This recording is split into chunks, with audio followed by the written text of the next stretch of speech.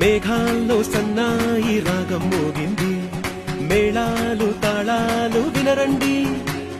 సిరికి శ్రీహరికి కళ్యాణం కానుంది, శ్రీరస్తు శుభమస్తు అనరండి.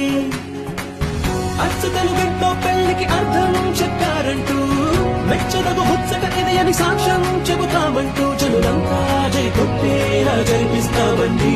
అందాల కుందనపు బొమ్మవని జగ